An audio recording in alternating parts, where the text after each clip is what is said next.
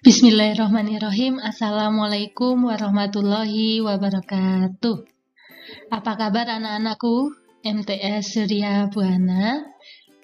Pada kesempatan kali ini Bu Miftah akan membahas kaitannya dengan Kongres Pemuda. Namun sebelumnya marilah kita membaca doa terlebih dahulu. A'udzu billahi minasyaitonir rajim. Bismillahirrahmanirrahim. Raditu billahi rabba wa bil islami dina wa bi Muhammadin nabiyya wa rasulah. Rabbi zidni ilma warzuqni fahma waj'alni min ibadikas sholihin. Amin amin ya rabbal alamin. Semoga pertemuan kali ini dilancarkan oleh Allah Subhanahu wa taala. Anak-anak, pada kesempatan kali ini Bu Miftah akan menjelaskan kaitannya dengan Kongres Pemuda 1 dan Kongres Pemuda 2. Namun sebelumnya Bu Miftah akan membacakan kompetensi dasar yang akan kita capai pada pertemuan kali ini. Yang pertama adalah memproyeksikan nilai dan semangat Sumpah Pemuda tahun 1928 dalam bingkai Bhinneka Tunggal Ika. Yang kedua, mengaitkan hasil proyeksi nilai-nilai dan semangat Sumpah Pemuda tahun 1928 dalam bingkai Bhinneka Tunggal Ika dengan kehidupan sehari-hari. Adapun tujuan pembelajaran yang akan kita capai, yang pertama adalah siswa dapat mendeskripsikan organisasi Perhimpunan Indonesia. Yang kedua, siswa diharapkan dapat menjelaskan proses terjadinya Kongres Pemuda 1 dan Kongres Pemuda 2. Yang ketiga, siswa dapat menyebutkan isi Kongres Pemuda 1 dan Kongres Pemuda 2. Nah, anak-anak, kita masih mempelajari kaitannya dengan organisasi yang ada dalam Sumpah Pemuda. Kemarin Bu Miftah sudah menjelaskan golongannya Jong Java, Jong Sumatera Nenbon, dan seterusnya. Kali ini Bu Miftah akan menceritakan kaitannya dengan organisasi Perhimpunan Indonesia. Jadi hampir sama dengan organisasi-organisasi yang lain yang diselenggarakan oleh pemuda yang tidak berlatar belakang suku dan kedaerahan. Kalau kemarin mungkin Bu Miftah menjelaskan kaitannya dengan pembagian organisasi menurut daerahnya.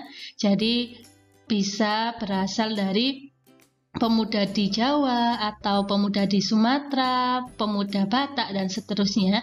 Kali ini dalam organisasi Perhimpunan Indonesia tidak berlatar belakang suku dan daerah asalnya.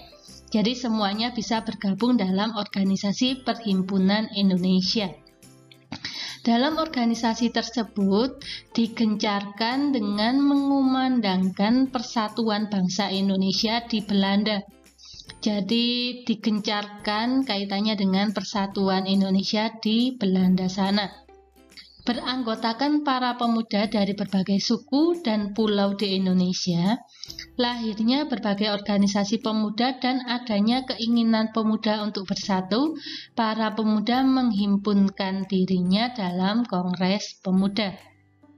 Jadi melalui organisasi Perhimpunan Indonesia ini, para pemuda ini menganggap dirinya ini adalah pemuda Indonesia dalam Kongres Pemuda. Langsung saja, dalam Kongres Pemuda 1 ini diselenggarakan pada tahun 1926 di Yogyakarta. Nah, dalam Kongres Pemuda ini berhasil merumuskan dasar-dasar pemikiran bersama, yakni kaitannya dengan yang pertama, cita-cita Indonesia Merdeka menjadi cita-cita semua pemuda di Indonesia. Jadi dalam Kongres Pemuda ini ditekankan bahwasanya yang ingin merdeka itu adalah semua bangsa di Indonesia. Yang kedua, semua perkumpulan pemuda berdaya upaya menggalang persatuan organisasi pemuda dalam satu wadah. Jadi sudah tidak terbagi-bagi lagi dari daerah asalnya, tetapi dijadikan satu wadah, yakni Indonesia. Ini adalah hasil dalam Kongres Pemuda 1 di Yogyakarta.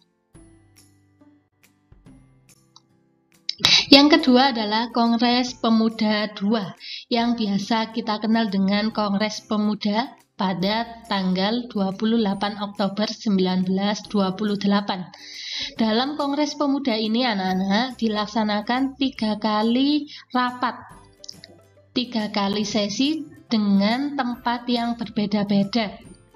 Kongres tersebut dihadiri oleh berbagai wakil organisasi kepemudaan, yaitu Jong Java, Jong Batak, Jong Celebes. Jong Celebes ini dari Sulawesi, anak-anak. Jong Sumatra Nenbon, Jong Tionghoa seperti Kui Tiem Hong, John Leu John Hok, dan seterusnya. Kaitannya dengan pemuda yang ada di Tionghoa. Kongres Pemuda 2 ini melakukan rapat yang pertama pada hari Sabtu 27 Oktober 1928 di Gedung Katolik Jongenlingen Bonn atau disingkat KJB Waterloo-Plin. Dulu adalah lapangan banteng, anak-anak. Ketua PPPI Sugondo Joyo Puspito berharap kongres ini dapat memperkuat semangat persatuan dalam sanubari para pemuda.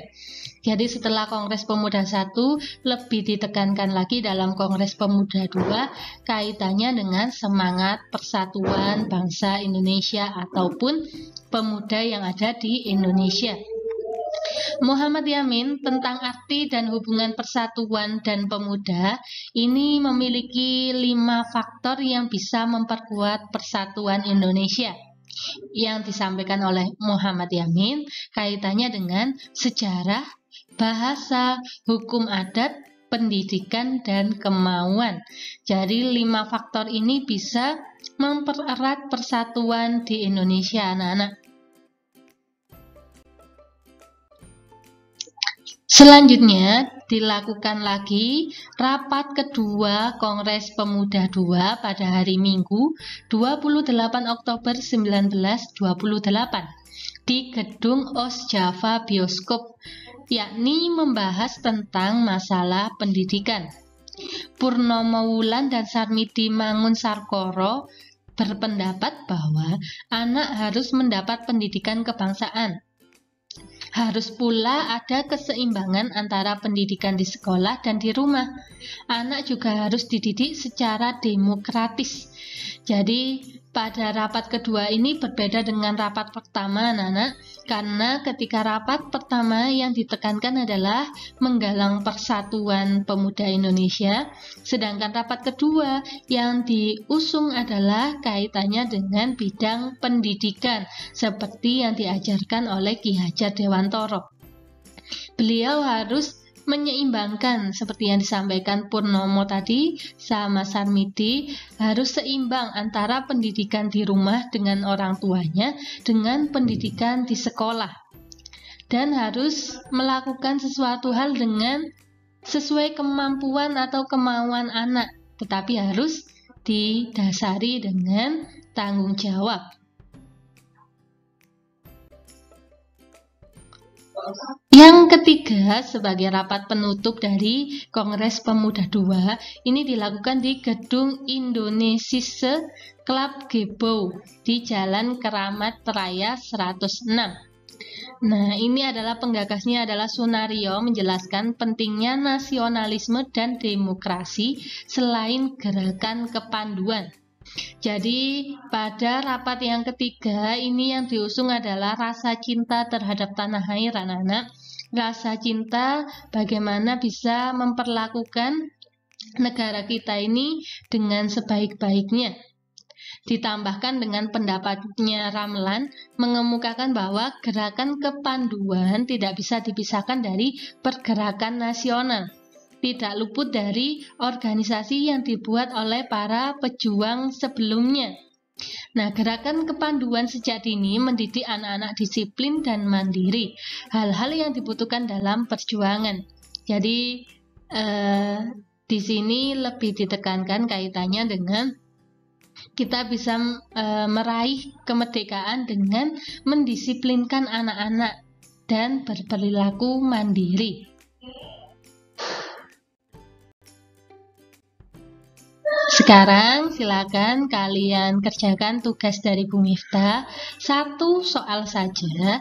Tuliskan susunan kepanitiaan dalam Kongres Pemuda beserta asal organisasinya.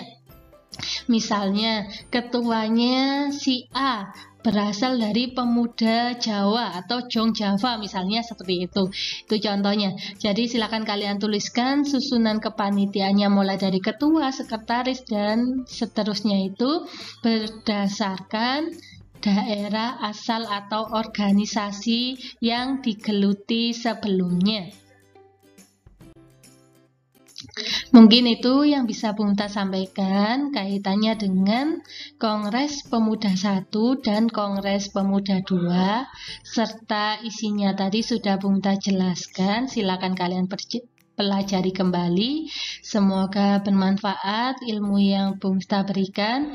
Tetap semangat anak-anak, tetap mengerjakan tugas Bung Miftah, ditulis tangan dan dikumpulkan di GC pertemuan kali ini. Sekian, wassalamualaikum warahmatullahi wabarakatuh.